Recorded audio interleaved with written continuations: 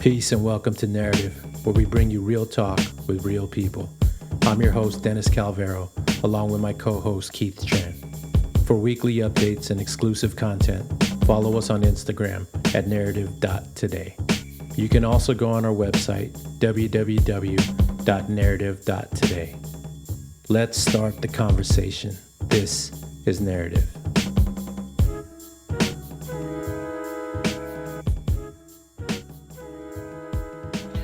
What up, everyone? Welcome back to Narrative. Today's live session with myself, Keith, and Angel.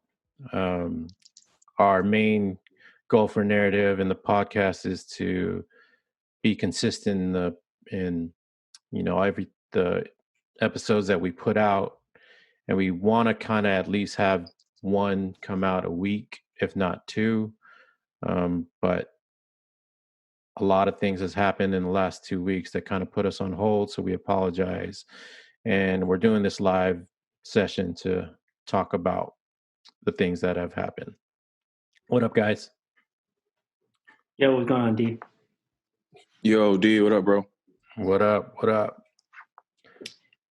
Yeah, yeah. Well, I was just going to add to what you had mentioned, D, is that, if we rewind the clock just a few weeks ago, we were just kind of getting out of the COVID pandemic, and we thought things were kind of veering back towards some type of normalcy, and then the world got flipped upside down again. So we wanted to take a moment to pause and speak amongst ourselves, speak with people who are close to us, to make sure that we're hearing all points of views and perspectives before we would come out and speak on it ourselves, which we're going to do today.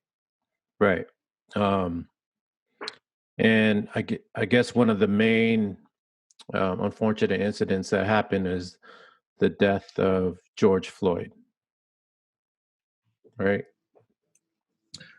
Yeah, for sure. It was definitely seen by everyone. It's something that amongst the Black community is something we've kind of felt and seen for generations. Social media has definitely kind of broadened everyone's exposure to seeing these events happening. Yeah. When Rodney King happened back in the day, people seen how the riots incited from that. And I think this tragedy is another, not even, milestone, because it's not, but it's another event that, we look to as like, Rodney King happened, a few decades ago, and, issues like these are still happening. So yeah, it's been crazy to see the support and the the unity that people have had, not just nationwide but worldwide. I've seen protests in Paris, in London, in Tokyo, and it's crazy to see the support that everyone is kind of giving this cause and the attention that it's getting, and hopefully the conversation starts everywhere, just not just amongst like the police force and the politicians, but hopefully it's deeper rooted, and people can have these conversations with their families and their siblings and their children, and it kind of just helps everyone kind of understand our perspective and what I kind of go through daily, and what my friends go through. Yeah, all of us are, for being minorities in America, but especially, for the Black community to have suffered the worst from what's going on. I know it must be hard to be a young Black man, or just a Black man in general, in America. Yeah, the thing I think about is kind of piggybacking off of what Angel said is, I definitely think about the Rodney King situation when everything happened recently. Yeah. And I was like 9 or 10 years old when that happened. So I still have a memory of what was going on. I remember seeing it on the news, of course, thinking to myself, like, oh man, like LA is crazy right now. Yeah. But I don't remember, and again, this might be because of how old I was. I don't remember the conversation being around it was around police brutality, but I don't think it was uh, specifically focused on the racism as Yeah. much as it is currently now.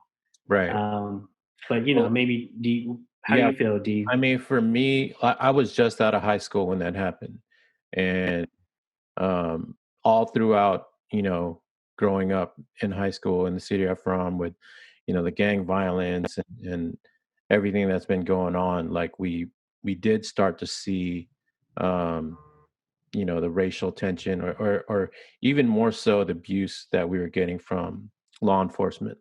But to actually see in video, the beating of Rodney King was so shocking to us, as it was for all Americans. And then for once the verdict actually came out that, that they were all acquitted, like we knew, like there was just like all this tension that was already brewing, and we knew that it was just going to blow up. And then see what happened in the riots in 92, like that's exactly what did.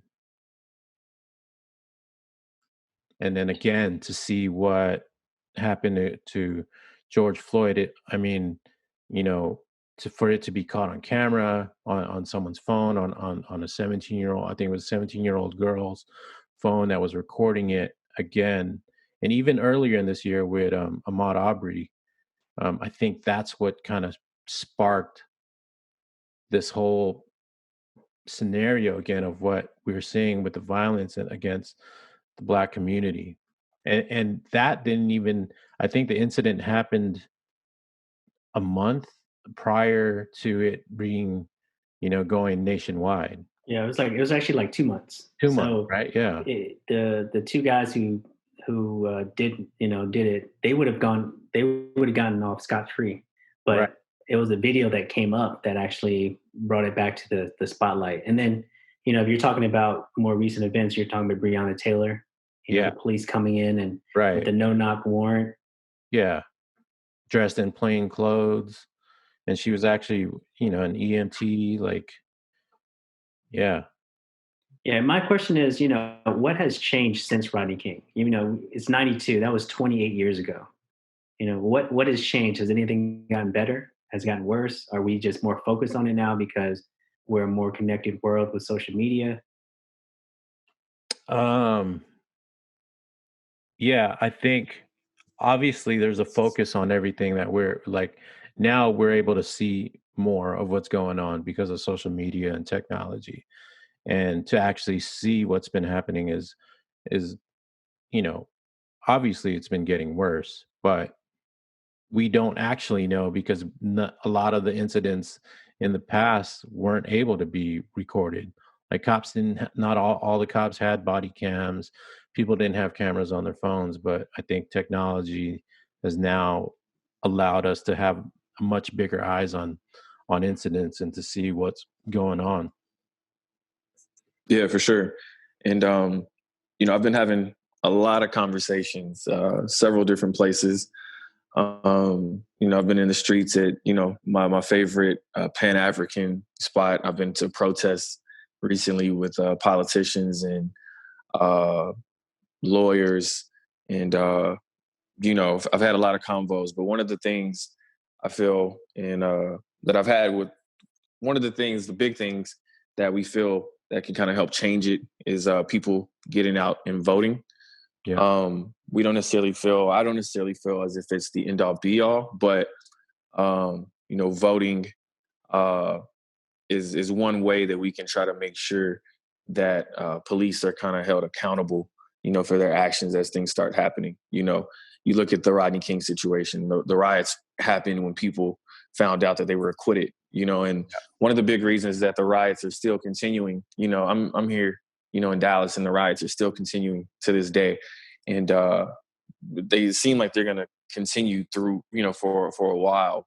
But I think people aren't just okay with uh, him being, picked up and charged. I think people want to see him fully prosecuted and, put through the system. How we feel Black people are put through the system. Right. But definitely voting is one way that we can kind of hold a lot of these officers and, people who, commit hate crimes. We can hold them accountable in these situations. And, I will say I do think they're going to use a lot of these officers that are committing, these type of, crimes as examples, and hopefully with hopes that, it kind of deters officers from using force or, overusing their authority in times. Yeah. But yeah, voting is definitely big. I know there's a lot of, polls coming in the coming months.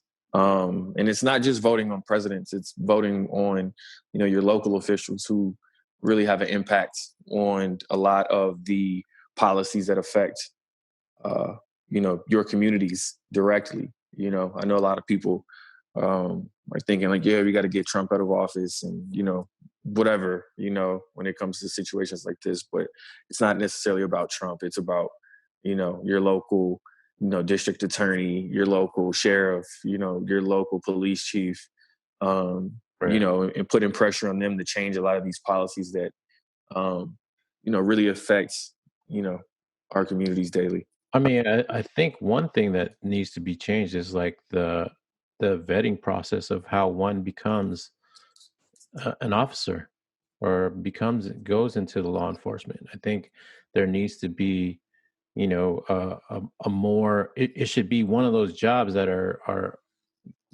that it takes more than just one interview. Like you really got to see is like, why do you want to be a police officer? You know? Yeah, one of the things that I've been reading, or something that people make memes out of really easily, is comparing how much training it requires to be like, let's say, in the military Yeah. versus being a police officer. Right. In the military, even when you're in the most crazy war-torn type of situation like Iraq, Afghanistan, and places like that, there's terms of engagement. Yeah. So once you aim your gun, there's certain things you have to Yeah. protocol you have to work. Yeah. Rules of engagement. There's things you have to go through before you actually fire the shot. And for some reason, you have police officers who's supposed to have training, will overdo the aggression, either shooting or choking someone out. And it all comes from, them fearing for their life or fearing danger. That's always something, you hear them say. But it's kind of like, you're a professional person who's gotten some type of training with a firearm or, being physical. Yeah. But then you're trying to tell an 18-year-old kid or a 30-year-old man who's never had any training to be calm in a situation like that. Yeah. I think it goes back to them not having the skills to be able to de-escalate a situation. Not only do they not de-escalate it, but I think in a lot of cases that we've seen is that police officers will actually escalate the situation. Yeah, they're adding fuel to the flames. Yeah. Going back to Angel's point, though, I do think that's important to kind of unpack is, if we think this is a systemic issue, meaning that it's from the top down, as a citizen, your biggest tool is your voice, and in my lifetime, I don't think I've ever seen any bigger unification of people to come together to protest as what I've seen recently, and it's amazing. I mean, it's great to see that many people can come together for a common cause. Yeah. But the second part of that, it doesn't just stop there. You have to continue pushing your voice, and that is through voting. I agree with Angel. I don't think one vote changes everything, but politicians, policy people that make policy, people that are appointing other people who are making policy and making decisions, they're basing it on that. The underlying thing is they work for us. They work for the people, and they want to stay in their job. You don't have any politician, no matter what they say, does not want to stay a politician. Right. At the end of the day, they are going to, work for the people that support them. So if every single person is going out and saying, hey, look, we don't like the current system, we want change, the person that they're going to put in charge, if they want to stay there, will have to continue hearing them. The reason why we haven't seen enough change is because not enough people are voicing that opinion through voting. and the people that are in charge, from the president on down, they're they're working towards their, their supporters. Right. Yeah, for sure. And I've definitely heard, from attorneys, that have been part of, reform projects for a while that, you know, they've protested, for years, but, they said this time something feels a bit different than the previous years and times of people protesting. Mainly, because a lot of these politicians who've had their seats for years are kind of getting uncomfortable because these are issues that need to be addressed. For years, there wasn't voices speaking up, or there wasn't protest. And let's not forget this is an election year.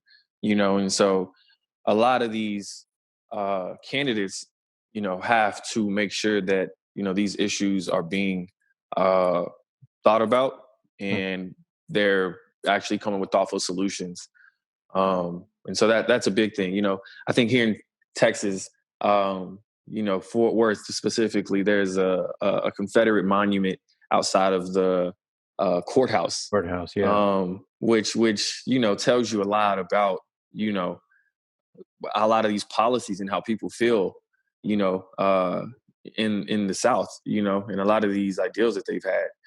And so You personally, it is cool. as a Black man in the South, have obviously had to deal with a lot of, situations or experiences that have made you feel some type of way, right? Yeah, of course, man. It's Like you on a know, daily. yeah, daily. I first started experiencing it when I was a kid playing sports. Okay. And we'd go, we play a primarily, white team, and they start saying like, I'm gonna just say it, but they would call me a nigger, with the emphasis on the ER, which is Okay. different than my homie calling me the word, because we know Yeah. it's all love. But when they say it, it's coming from a place of, you know where it's coming from. Right. And I mean, daily, I feel it, when I'm walking my dog, or I'm in my apartment building and I'm one of the only Black guys in my building. I feel it a lot. But one of the things that I tell myself, and I don't let it get to me much. I peep it all the time. And there's been instances where Keith has been with me on flights, and we're getting on a flight to go somewhere, and you got the good old boys pop out, with their badges, and they're, chewing tobacco, and they pull me to the side and ask me why I'm traveling. And they ask me who I'm traveling with, and I'll mention it's Keith. And, they'll pull him off the plane and ask him questions about why I'm traveling, or how I can afford to travel, and things like that. Yeah. Um, I remember when which, we were going to Paris a couple years ago, like we saw them pop up by the gate when we were about to board, and we were like, yeah. "Ah, shit, here they come." But there was all kinds of guys on our flight that time, and luckily, they didn't question you that time, did they? I don't We believe so. got I don't through. I believe think we so. got through. Yeah. It's a running it's almost like a running joke between me and Angel. Anytime we travel overseas and we're coming back to the United States, Yeah. I can't remember a time that this hasn't happened. And we travel a lot. Yeah. We used to go overseas, man, 4, 5, 6 times a year. Hmm. And Yeah, for every sure. single time we would land, it would be, yo, I'll see you in 30 minutes. I'm gonna be waiting outside. Because I already knew he was gonna get taken to the side by customs. He's going to get questioned. And so me being a part of that, it's frustrating, it's annoying. But imagine that's me being a bystander to the situation. That's not happening to me every day. That's not happening to me not just at the airport. It's not happening to me, me while I'm shopping at the mall. It's not happening while I'm walking my dog. You know what I mean? Right. Yeah. And so for me too, a lot of times too, I don't let it get to me most of the time. There are times when it kind of gets under your skin. That period for like 2 or 3 years when I was traveling, and I was getting pulled to the side every single time. And I would ask like, hey, how long is this going to last? And they would be like, yeah, just take some time, and I'd laugh. Meanwhile, like the two people next to me are, Arab, and there's another Black guy that are being detained as well. But a lot of times, man, I don't let it get to me, because sometimes I don't feel like, uh, they're necessarily aware of their ignorance, in those moments, or aware of, you know, what they're doing sometimes. Sometimes I just feel like it's such a systemic issue, and they're so trained to stereotype you that, they only stereotype people that don't look like them. Yeah. And so, a lot of times I don't let it get to me as much as I probably could, but um, that's one of my thoughts that I have on it, just Yeah, keep but kind of moving. that's what's unfortunate though. You know what I mean? It's like you don't want to be spending so much energy of your day to go out and fix somebody else's ignorance, right? Yeah. Yeah, for sure. If they're ignorant or they're not exposed to certain things, that's on them. On them to be better. But it's Yeah. like the fact that we're so aware of the situation, it's difficult because I think part of us being who we are is like being able to be progressively think progressively is that we're around a lot of different people all the time. Yeah. Yeah. You know what I mean? But if you think about like cities that are in the Midwest and the Deep South, Where everything's and always black. I'm not saying just all white, but you have all white cities out there, but you have all Yeah. black cities. You have Yes. cities that are predominantly Mexican. You have cities that are predominantly Asian. And a lot of times if they don't break out of their bubble, they're never gonna see it from the other side because they don't have to. You Right. know, Yeah. like they can see it on the news. It's like, oh man, they're killing black people again. Well, I don't know any black people, so they must be doing something wrong. I'm gonna just go Yeah. back to doing my own thing. One of You the first things that kind of shocked me is when I saw the picture of George Floyd, is that he looked a lot like my homie, Steven Jackson, former NBA player. And then I went on his page and to see that, they were such good friends that he called them twin. They kind of looked alike, and they're all from the same area. I think, is Bun from that area too? Are they all from Port-au-Prince or what? Port I Arthur. think it's Port Arthur. Port Arthur, yeah. Yeah, Right. yeah, that's where Bundy's from too. Yeah. So, and then to see, Stack and Stephen Jack and Bun and them go to, I think they went to Minneapolis, right, to protest. Yep. Yeah, I mean, Yeah. it's. I heard that George Floyd was also down with DJ Screw. He Yeah. was down with the H Town rap movement when that was happening in like the '90s. Yeah. So he's from Houston, but went out to Minneapolis for work or for something. Yeah, speaking of that, that's actually something that I've been thinking about a lot. It's when you're talking about culture, you're talking about American culture, what Americans, young Americans, youth, people appreciate, and you it's not even an argument. It's right now, hip hop, rap music is the music that people want to listen to. Yeah.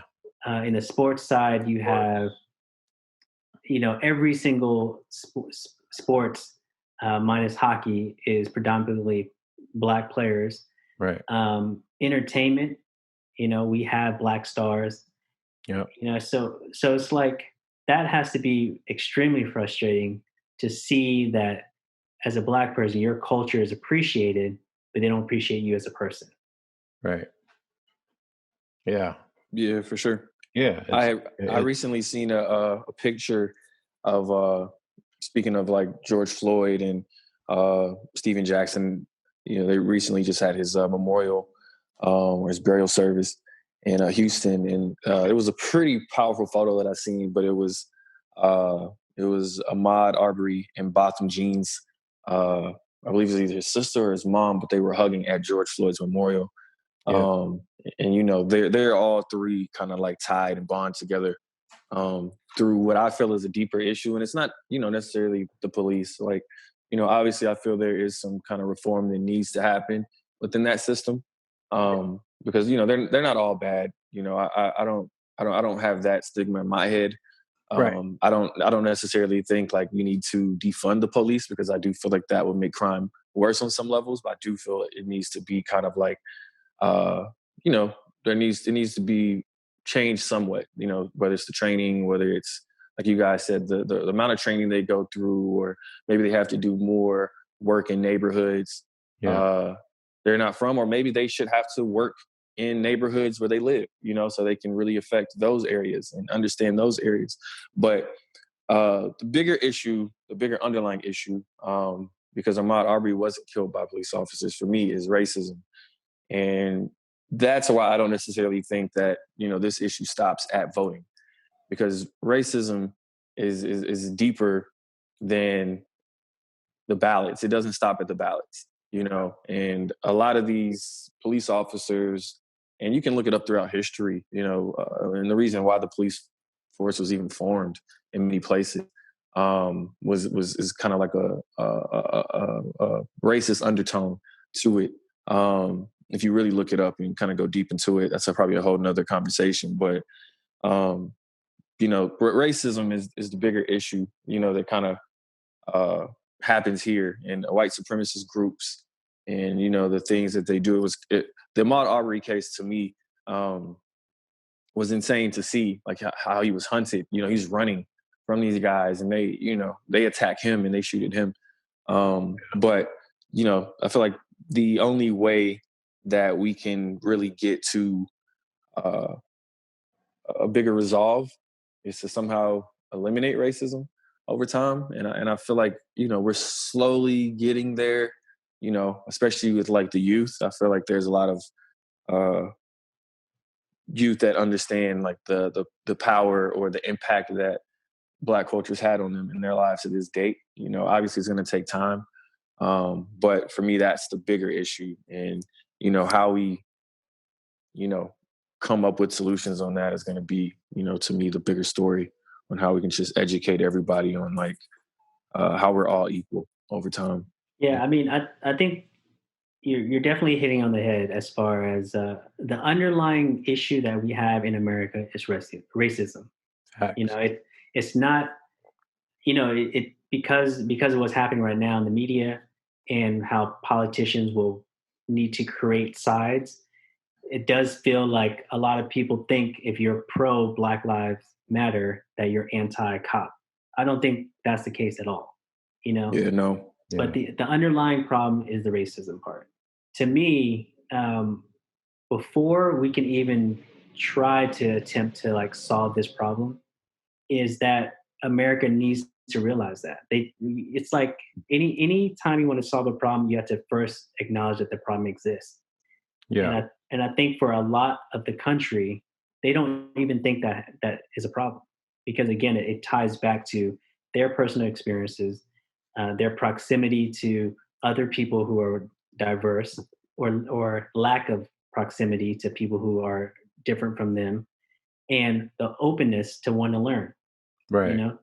If you live in a city that, there's so many things though that's still in our country that remind us of racism. Like you said, there's still like those statues of Confederacy. I know in some cities or some states they were taking them down. But even our currency, I mean, our money still has presidents that were slave owners, right? I just listened to the new Run the Jewels album. They have that song with Pharrell, and it's called Just. And the main part of the hook is, look at all these slave masters posting on your dollar, something like that. And I was thinking about it, and I was like, oh yeah, he's kind of right. Like, George Washington, obviously our first president, had slaves, and Benjamin Franklin. I mean, obviously, Abraham Lincoln that fought to abolish slavery. They put him on the penny. Penny. Yeah, the thing is, like, white America, they're comfortable with what they have. So as soon as someone else, in this case, Black people, say, "Hey, we want to be treated equal. We don't want more. We just don't want less. We want equal." Yeah. But for them to receive equal, that means white America has to take a little bit of a step back as far as their share of wealth, or their share of the country, or their share of power and influence. But to a lot of people, I'm not going to say all, but to a lot of people, that step back is oppression to them. So that's why they're going to fight for it, which doesn't make any sense, right? You already run everything. And what we're saying is we just want equal treatment. We don't even want more. We just want equal. Yeah. And the thing that we do, I know that what I'm looking for in this as we're asking for equal treatment, is I don't want it to feel like charity either. I don't want someone to feel like, oh, I'm kind of doing charity in a sense by giving you this equal treatment, or I'm going out of my way to give you this equal treatment, when it should just be, we're all in this together. One of the big issues, or not even big issues, but one of the things, I think is, everybody's needed in this quest, which is one of the biggest things that I've seen, and it's kind of been inspiring for me, is that, you see all races at these protests. It's not just a lot of Black people, it's white people. Like I on my way here to record today, like there's people outside, there's young white girls on corners with signs saying no justice, no peace. And we're all needed for it, and we're not trying to promote Black supremacy, in a lot of these issues. Like, we're just trying to get equal treatment. We want to come to the table and be treated equally, or we just equal treatment, man. It's you're not tough. out there saying like, I want my 40 acres and a mule still. Like, you're just like, human. I want to be treated like a human. I want to be treated equally like everyone else. And we want to be given the same chances, the same opportunities, the same shots you guys have, because again, a lot of this systemic racism is still there because we're not given the same shots and the same opportunities, or, we're, it's a longer conversation, but, that goes back to, why our communities and why people, in our communities act, how they do, but you look at people like, Jay and 50, when they got their opportunity, they've made a bigger cause, and they've done things that have been bigger than just what they even started, at doing. Yeah. Jay started and so that reform program with Meek, and that's a big step. That's definitely a big step, for I think and one of the things that was shocking to me is just like the prison system and how it works as a business and for profit. And the profits are greater when there's a lot more inmates, and predominantly the inmates are Black males. For sure. So I think there's that Netflix special 13 or 13th. Yeah, that's, I think, speaks a lot on to kind of what's going on now. I mean, it came out a few years ago, but it's really relevant to today. Yeah. And that, the prison system is a modern day slave trade. Right. It's anytime you have privatized prisons and you can monetize people being in prison, of course there's going to be corruption. There's too many opportunities for that for that system to be taken advantage of. So I think there needs to be change there, and there needs to be, it's layers and layers and layers of change that need to take place for the system to even start evolving. Right. Yeah, a lot of it too is private prisons. And it's a $1 billion business. At the end of the day, there's a lot of like one of them Fortune 500 companies that utilize prison work to get free work. I listened to something earlier, and it was like slavery was abolished unless somebody is committing a crime, and so the new term for basically calling someone a slave is calling them a criminal. Because if you call them a criminal, that's I think it's the 13th Amendment, if I'm not mistaken. But in the 13th Amendment, it's basically so it's like you can still get work out of them, free work out of them, as long as they're criminal. Yeah. And and that ties there's companies like Victoria's Secrets, Whole Foods, Walmart, Microsoft, Nintendo, Target, they all use prison labor as, a way to kind of cut costs, opposed to like giving these jobs to, Americans and going into these communities and helping raise the unemployment rate in some of these communities. They'd rather just go to, these prisons and get cheap work. And some corporations are part of the American Legislative Exchange Council, which is short for ALEC. And these are the ones that this is a club like a club with corporations and politicians that put up these laws. They're the ones that suggest these laws in all these states. Like for one, the Stand Your Ground law, which got Zimmerman off on killing Trayvon Martin. So it's hard. It's like you have these big corporations with tons of money that are affiliated with, the politicians to lobby for these laws to basically imprison more minorities. Yeah, I mean, if you think of it this way, it's like you have people who it is in their benefit to keep more people in prison because Right. they have companies that depend on that labor. Right. Now they push that money into the politicians to lobby to keep prisons full.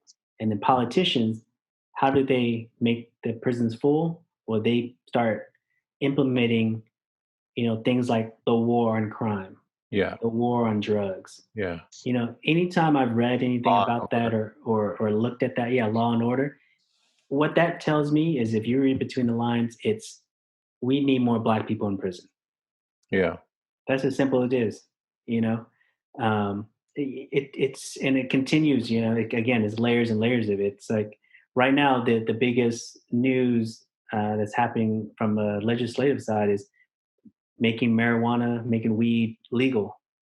But the fact is, you've had 30 years of locking up black people for marijuana charges. Now it's about to be legal Yeah. because they figured out a way to monetize and tax it. So now all the black people that they've imprisoned over the years, they're not going to be criminals anymore. Of course, there's going to take a lot of work to kind of back out of that. But just look at that from literally within 2 decades, the whole idea of the war on drugs, let's put black people in prison, to now, oh, we figured out a way to monetize this. And it's not as taboo for a politician to talk about weed. That's why now we can openly say, okay, let's make it legal. Yeah, and for some of the last few presidents, probably minus Obama, a lot of their main um, focus on getting into presidency was the war on drugs or cracking down on crime, and you know that was like the focal point of what they were trying to do in getting into office. Yeah, I mean, you have the old speaker of the House. I believe his name is John Boner. Funny ass name, but he like went from like shooting down any marijuana reform to now he's part of a company called Acreage, who's one of the biggest marijuana companies, and they actually sold. I'm not sure if they sold it all, but they had sold a share of their business for like $4 billion. And in the interview they asked him like, hey, what happened to, you were adamant about, not being for marijuana reform, that was 5 years ago. What's changed? And he was like, well, it was a different time, and it's like, profit. it's profit. Yeah, I mean, it's right. think back like 10 years ago. If you had any politician who was associated with weed, they would have to put some type of crazy PR spin, Yeah. like trying to hide that fact and Didn't inhale. dude, yeah, exactly. I smoke weed, but I didn't inhale it. But now it's if you want to be a progressive politician, you can actually talk about weed, and that's cool. So Yeah. I think the politics of it's insane to me, but but I don't want us to take away from the point of why we're talking about this. That we're just trying to color it as that's why the system that we're in is so broken. Yeah, and while we're on that, I will say, and this isn't, I don't our purpose, my purpose for sure, but I'm sure it's the purpose of the guys as well. It's not to paint a black versus white issue. Yeah. It's more so to kind of show another side that probably doesn't get highlighted as much as it should, and that's one of our goals with narrative. But with that being said, I do feel we do need younger politicians. We do need people who aspire to be politicians or to be in some of these city elected seats and share the same morals and values as we do. And it's not just about them being black or minority, we need all races to get to this equal treatment. It's not just one side. We need everyone, but we definitely need more younger politicians. I feel that can make politics digestible and put in a way that everybody can kind of understand it. Sometimes when you see these bills or some of these like codes that we have to read through, it kind of makes it tough for you to understand politics. But we definitely need more younger people who are adamant about change. And hopefully a lot of these kids that are out here on the front lines protesting take that energy and turn it into something positive. Well, not necessarily positive, but turn it into the next step and take it one step further than protesting. Because I do have friends that will say like, yo, we've seen this playbook before and we don't want our point to get lost in protesting, Right. And, the riots happening and the looting happening from that, we don't want, that to, smear, what we're really trying to get from this whole protest. We're definitely living in some crazy times. This year's been more than eventful, and it's not even over. One thing I would say is to Angel's point about the young people needing more young politicians is, if I could take away one thing that was positive in kind of everything that's happened over the last few weeks, is that seeing how involved people, which included a lot of young people, there were people of all ages, all races, involved in kind of this movement that's still happening, and hopefully continues to happen, and it doesn't fade away with time. But just to see a lot of the young people being that involved, being that vocal on social media, going out of their houses to march and protest. That to me is the one thing I could take away from all this, is that, I think there is a chance that one of those young people from, that's out there protesting will feel energized to go and run for the next seat or work their way towards running for some type of local office. Up until, the last few weeks, I usually see it as, there's some shitty news that happened. People will talk about it on social media, and then the next week they'll kind of forget about it. I don't think people are going to forget about this, not soon or if ever. It's such a big movement, a big time and pivotal moment in our country. Yeah. Yeah. And one big thing for me too is, I definitely just don't want it to stop at being the trending topic, because, this is everyday life for a lot of us, and a lot of what we go through. So, Right. It's definitely a deeper issue, but hopefully over time, people can kind of understand, another person's perspective and what they go through. And, I'm blessed to have, friends like you guys who listen, to my side of it and have experienced it with me at times. And just hear me out and Yeah. I mean, I think understand it. for people that don't know us personally, I'm Filipino, Keith's Vietnamese, and Angel, obviously, you're Black. I'm Black and Cuban. Black and Cuban. So he's both. But yeah, we definitely wanted to have this platform for you to and us to talk about what's going on and what kind of change we feel needs to happen and what others can do to possibly help that change. Yeah. Is there anything else you guys want to add? Yeah, I just want to say, I think the conversation continues. We're going to use our platforms, both this platform and our own platform personally, just to reach out to people and keep the conversation going. I think one thing I really want to applaud Angel specifically about is, we'll have talks offline, and he'll say, yeah, I reached out and I spoke to this person just to hear their side. And it's not just to talk to people who, 100% agree with you, because you're talking to people that agree with you. You're really not going to change anything. You're just going to get a lot of people that, give you a pat on the back. But if you talk to people that have different points of view, different perspectives, different life experiences, different upbringings, you're going to learn something from them, and they're going to learn something from you. And it might get heated. It might be a debate, but you have to go into with an open mind. And I think that's really what we're pushing for, is just to have the conversation, be heard, and hopefully through that we'll have some learning and some understanding. Yeah. Yeah, for sure. Through all this too, there have been a lot of nonprofits popping up. And obviously we've all seen like the huge amounts of donations coming from everywhere. Yeah. And so, my big thing with it is obviously, I'm ecstatic that people are now seeing the issues. But I will, I sincerely hope that a lot of these efforts are genuine.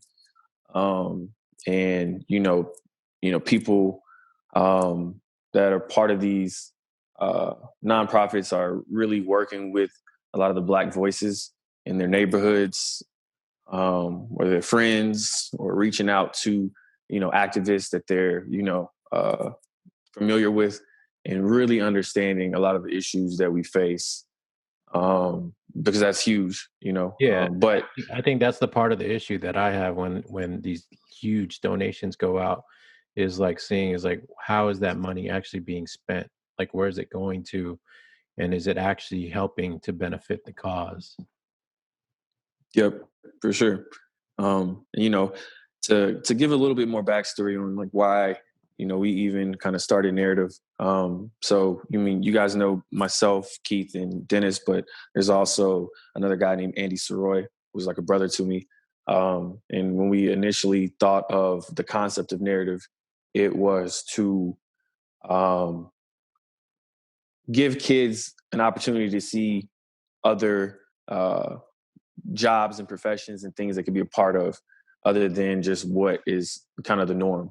Um, and so, I hope a lot of these companies that are putting, this money out is actually taking the opportunity to, speak with some of the, minorities and Black people that they have in positions that, might not have gotten the opportunity to kind of speak their piece or tell how they feel about something that's going on within the company, because they're scared to voice their opinion because they don't want to lose their favor within a company, you know, and, just hopefully that conversation starts. Hopefully they look at, some of these minority candidates who honestly probably understand the culture more than, even some of these CEOs do, and understand what's going on a street level, more than some of these CEOs do. But hopefully, again, we're not asking for charity, we're not begging, but we just want the opportunity when it does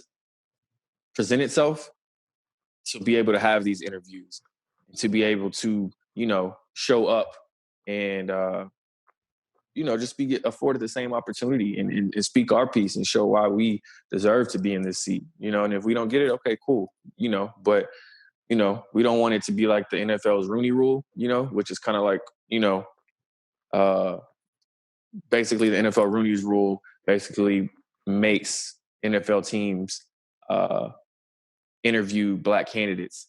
But, I'm sure in every single one of these companies, there's a Black candidate that might get looked over just because of, the color of their skin. And I'm sure it's probably not even just Black people. I'm sure there's, Asians that might be in positions, or Hispanics that might be in positions that get overlooked, And so, the one thing with Black Lives Matter, it isn't saying that other lives don't matter.